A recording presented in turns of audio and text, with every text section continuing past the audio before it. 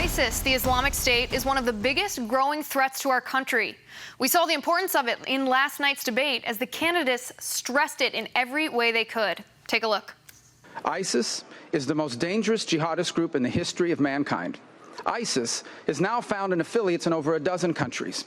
ISIS is the group that burns people alive in cages, that sells off little girls as brides. ISIS is the group that wants to trigger an apocalyptic showdown in the city of Dabiq, not the city of Dubuque. I said that once around time. The city of Dabiq in Syria. They want to trigger an apocalyptic Armageddon showdown. This group needs to be confronted and defeated. They are not going to go away on their own. But the threat of ISIS is not just an American problem. It's a global one. Yesterday, a man at Disneyland in Paris was arrested after 2 guns and a Quran were found in his suitcase. French police said it doesn't appear to be a terror attack, and the man himself said he had the guns because he feared for his safety. Joining me now is Executive Vice President at the Center for Security Policy, Jim Hanson. Jim, great to have you back. Pleasure, Liz.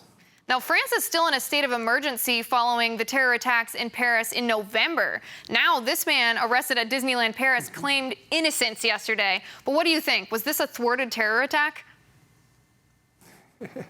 I don't think there's much chance that he was just carrying the guns for self-defense. Or if he did, he's a moron. Because given those situations and given the fact that you've got guns and a Quran and a Muslim, I don't think that's real bright. So odds are the French dodged another bullet here. And an attack on Disneyland, that's just horrific on so many levels. So glad it was thwarted. Yeah, I wonder why the French police said that they didn't think this was a terror attack, because it seems pretty obvious. I mean, even from the limited information that we have over here, not being there in person, it seems pretty obvious that this guy was not just going to ride the rides there that day. No. I mean, you don't bring guns to Disneyland. You bring balloons and a good attitude. It was an attempted terrorist attack. Right. Now, is this a new strategy to use ISIS sympathizers in the West to carry out the attacks instead of sending in outsiders, sending in operatives from the terrorist group to do these attacks? Oh, absolutely, and it's a very wise move. I mean, that's asymmetric warfare. They're not a giant country with a lot of resources and an army and special operations forces that they can launch. So if they can convince someone who otherwise agrees with them, and there is a lot of proselytizing for jihad going on around the world in mosques, online, everywhere else, if they can find their people and convince them to do it on their behalf, it's the Tom Sawyer theory of radical terrorism, and it's effective, dangerous, and hard to stop. Right, because it protects themselves. They can carry out their jihadist missions without any danger to themselves. The most cowardly thing I've ever heard. Now, Obama, as you know, claims that ISIS is not a threat to our existence here in America. But let's talk about some of ISIS activity around the world and see if we think that Obama's claim is accurate. So ISIS militants claimed responsibility for a suicide car bombing that killed 11 people Thursday. This was outside the palace where the Yemeni president resides.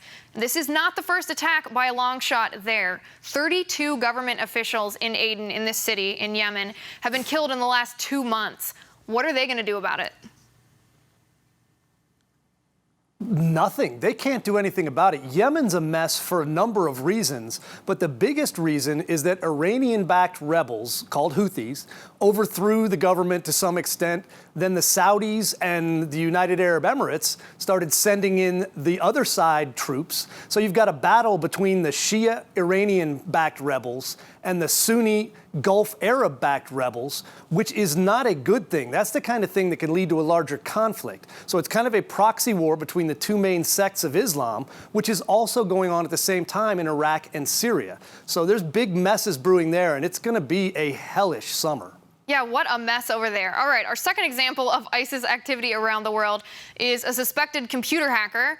He was charged with stealing personal information from the U.S. military and distributing that data to the Islamic State. He was extradited to the U.S. from Malaysia on Wednesday. Now, my question to you is, first of all, what does ISIS want with that information?